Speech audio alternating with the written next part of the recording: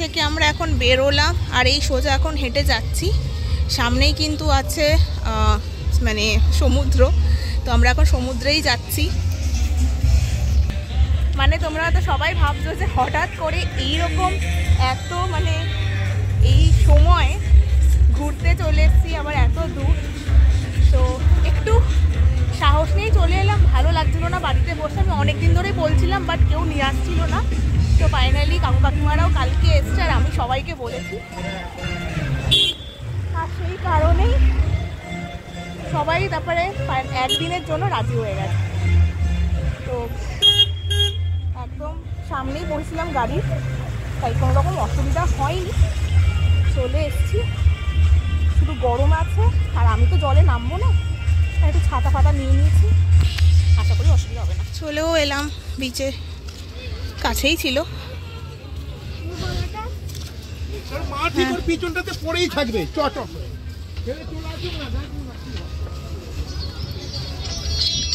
সমস্ত শেড করা আছে আমাদের সব রেস্টুরেন্টের সাথে।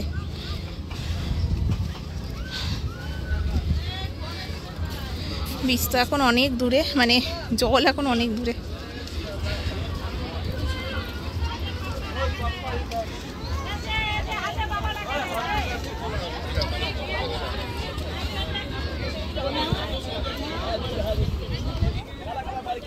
তো মারা কাকিমারা সবাই তো চলে এসছে বিচে। এবার একটু খুঁজতে হবে কোথায় আছে। ওই তো বসে আছে।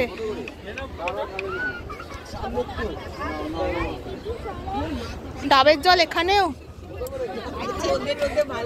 গাড়ি, ছোট বাচ্চাদের চড়ার জন্য টোটো চলছে। টোটো দেখো দেখো, টোটো চলছে বিচে। এই বিচে টোটো কি করছে রে? টোটো নিয়ে কোথায় যাবে? বীজ ঘোরাবে? ও লাল কাঁকড়া বীজ, সেটাই দীঘার দিকে না? হ্যাঁ তা ঠিক কথাই।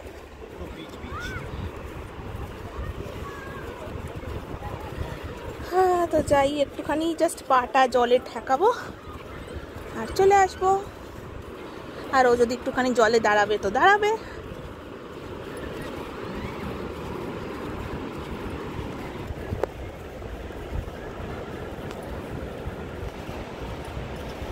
রোদ আছে কিন্তু তবুও যেই গরমটা পড়েছিল সেই গরমটা একটু কমেছে, সেটা একটা কিন্তু ভালো।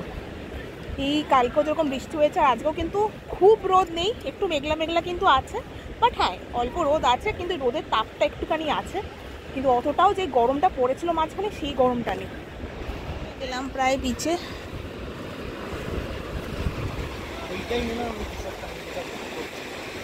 কোন রিসর্টটা? হ্যাঁ ওটা কি রিসর্ট?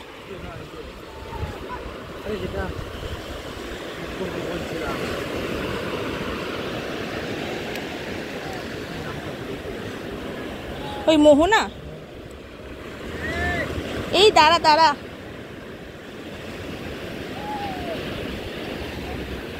হাঁটো।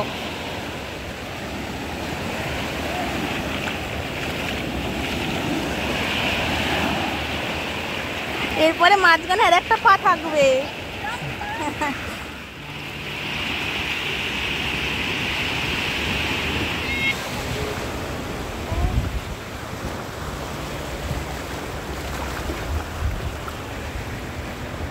কোথায় চলে গেছে? আমি যাব না।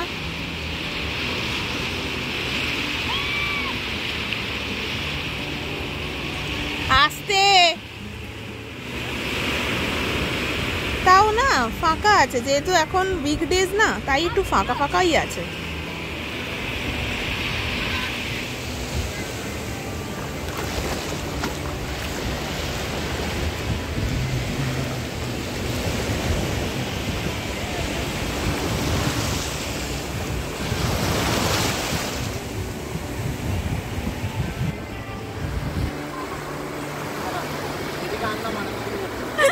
যা আন্দামান ঘুরে আয়।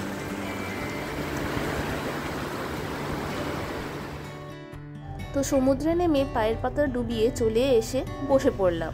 আর এখানে বসে বসে দেখছিলাম কি সুন্দর বাচ্চাগুলো ওই রিমোট কন্ট্রোল হওয়া গাড়িগুলোতে চড়ে বেশ মজাই নিচ্ছে। দেখে বেশ মজা লাগছিল, ভালো লাগছিল। ভাবছিলাম আমার ওই ছোট্টটা একদিন এত বড় হয়ে যাবে আর ও এসে কিন্তু এগুলোই চড়ার বায়না করবে। সমুদ্রে কিছুক্ষণ সময় কাটানোর পরে আবার চলে এলাম হোটেলে। হোটেলের নাম গোগল বিচ রিসর্ট। হোটেলটা কিন্তু বেশ ভালো আর বেশ স্পেশিয়াস।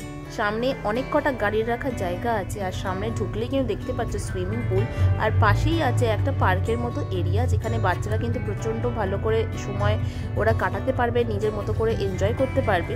তো সেই দিক থেকে তোমাদের যদি কারোর মানে ছোট বেবি থাকে তাহলে কিন্তু এই রিসর্টটা কিন্তু তোমরা অনায়াসে বুক করতে পারো।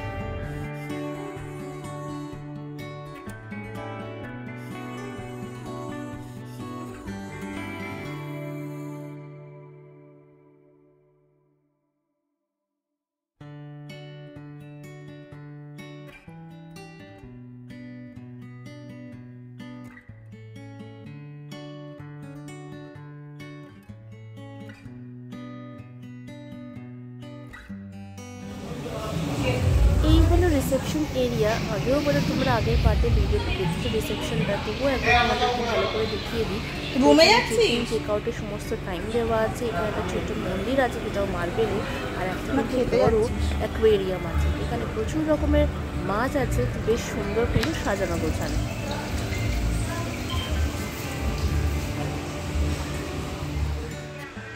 রুমে এসে আমরা দিলাম কিন্তু জমিয়ে আড্ডা। বেশ ভালো লাগছিল এখানে বসে সবাই একসাথে আড্ডা দিচ্ছিলাম, কত রকমের গল্প, কত রকমের কথা।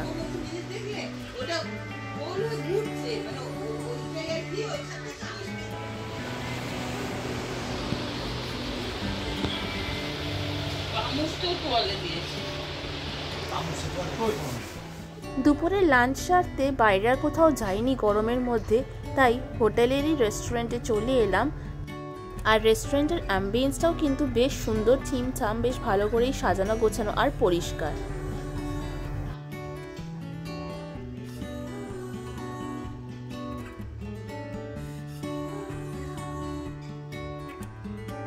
তো লাঞ্চে নিয়ে নিয়েছিলাম ভাত, ডাল, আলু পোস্ত, ঝুরঝুরে আলু ভাজা আর ডিমের কারি। এখানে খাবারের কোয়ান্টিটি আর কোয়ালিটি দুটোই কিন্তু বেশ ভালো।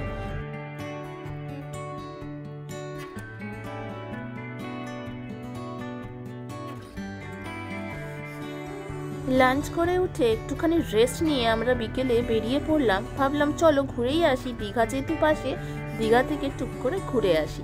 কারণ এমনিতেও তো এখানে আর কোনো কাজ নেই বিচে যাওয়া ছাড়া, তো সেই কারণে আমরা বেরিয়ে পড়লাম।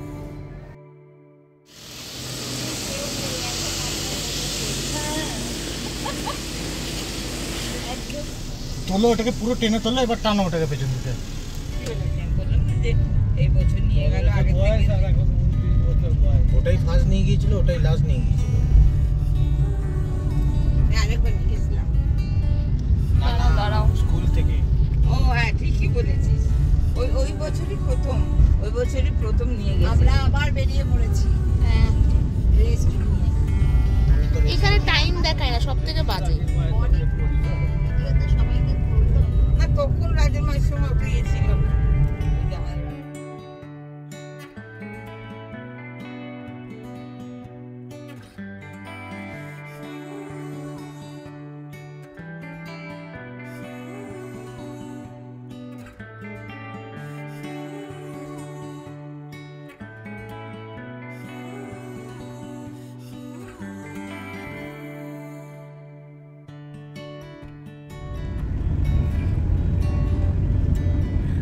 मेरा भी प्योरी करता है, क्योंकि 40 रजनीकांत का दिक्कत ये है कि उसको पहले केस का डिटेल्स दो, फिर 2 दिन बाद पूछेगा। তাজপুর এসে গেছি, এবার মেরিন ড্রাইভের রাস্তাটা শুরু হবে। এই জায়গাটাই তো, হ্যাঁ, ওই সামনেটাই। আর আমরা নেমে ছবি দেখছি। गाड़ी रखने जाएगा फिर बात करेंगे। হ্যাঁ, সেটাও তো না, গাড়ি রাখার জায়গা পাওয়া যায়।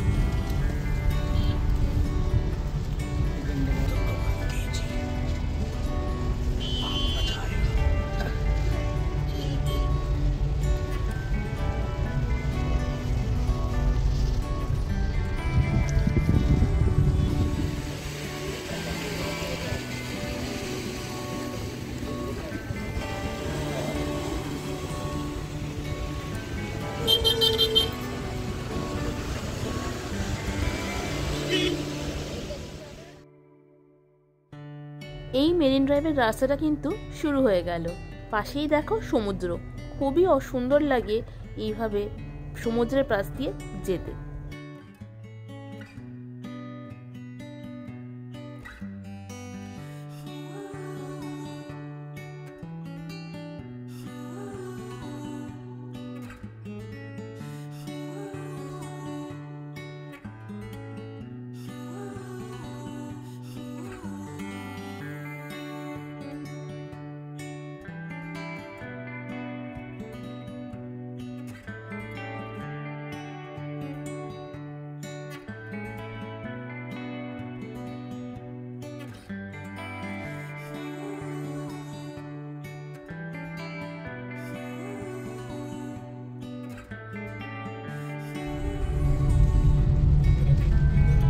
এখানটায় মনে হারিয়েছিল। এই যে ওল্ড দীঘা সোজা, নিউ দীঘাও সোজা। না, আমরা চলে গিয়েছিলাম এখান থেকে ডান দিকে। এই ডান দিকে।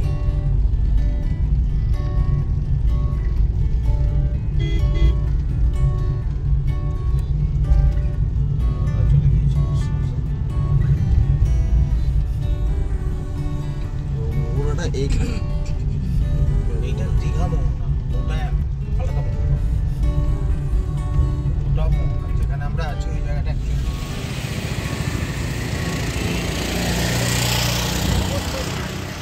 গাড়ি পার্ক করলে কিন্তু নেমে পড়েছি। এখানে কিন্তু গাড়ি পার্কিংয়ের জন্য টাকা লাগে।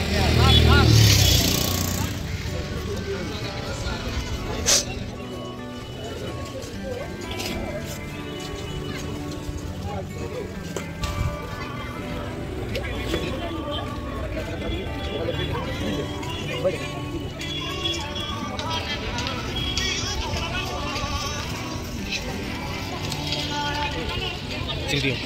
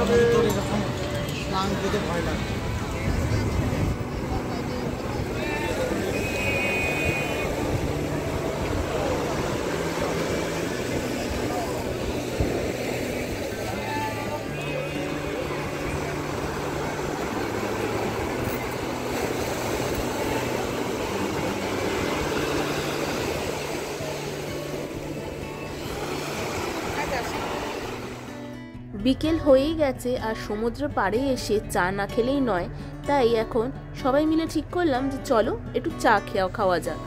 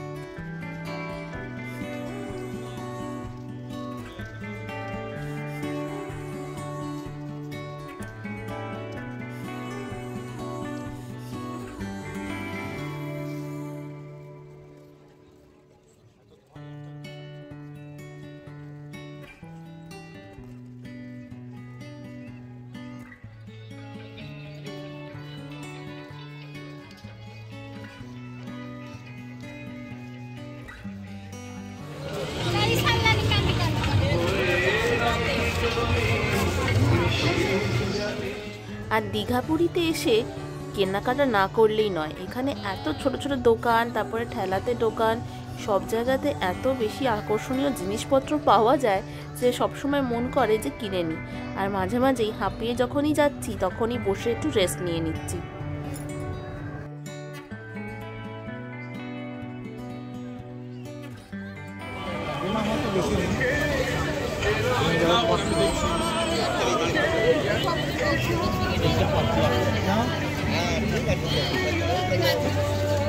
কি জিনিস দেখি দেখি দেখি দেখি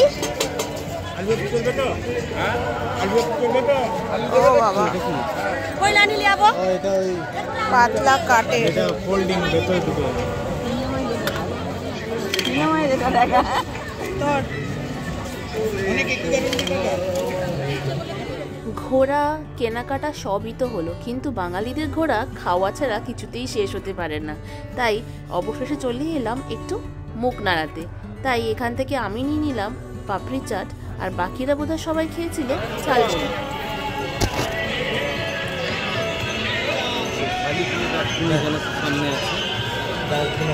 হ্যাঁ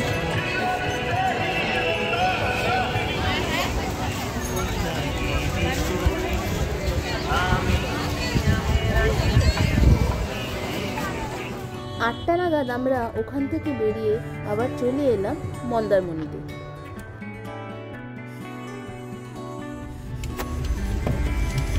নামি গাড়ি থেকে কিসের ছবি তুলি? হ্যাঁ তা গাড়ি থেকে নামি। সন্ধেবেলায় হোটেলটা কিন্তু আরও বেশি সুন্দর লাগছে। এত সুন্দর লাইট দিয়ে সাজানো হয়েছে যে কি বলবো, আর এত সুন্দর গান বাজছে, আর সবাই এখানে বেশ এনজয় করছে, দেখেও ভালো লাগলো।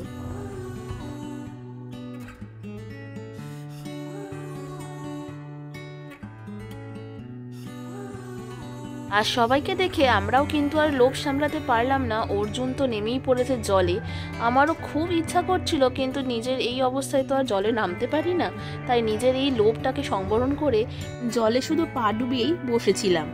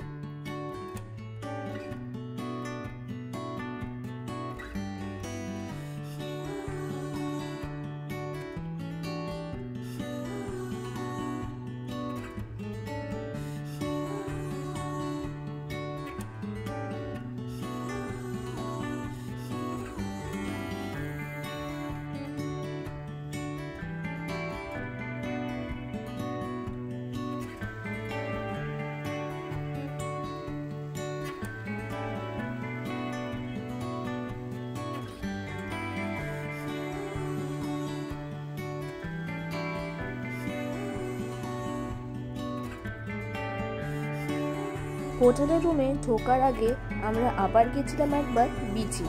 এই রাতের বিচের সৌন্দর্য কিন্তু একেবারেই আলাদা।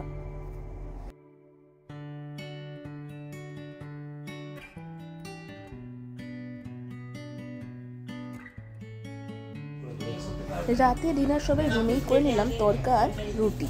আমাদের সবার খাওয়া হয়ে গেছে, কমপ্লিট হয়ে গেছে, সবাই এখন রুমে চলে গেছে ঘুমানোর জন্য। তো অলরেডি 11টা বেজে গেছে, তো খুবই টায়ার্ড এখন, আর পারছি না। তো বেশ ভালোই গেল, এলাম একটু হুজুগে পড়ে চলে এলাম। তো বেশ ভালোই আজকে দিনটা গেল। কালকে তো এমনিও রিটার্ন, তো কালকে আমরা সকাল সকাল একটুখানি বিচে যাব, এখানে ব্রেকফাস্ট করে তারপরে একটুখানি নিউ দীঘায় ওই মন্দিরটা যাব, যেটা ওই জগন্নাথের মন্দির যেটা নতুন হয়েছে, সেখানে দর্শন করে তারপর আমরা ফিরবো বাড়ি। তো মজাই হলো। তো আশা করি তোমাদের ব্লগটা দেখতে খুব ভালো লেগেছে, আর ভালো লাগলে প্লিজ সাবস্ক্রাইব করে দিও। তো দেখা হবে next blog. Till then tata, bye bye, stay happy and stay. So দেখা হবে নেক্সট ব্লগে। So till then, bye bye, stay happy and stay safe. Bye.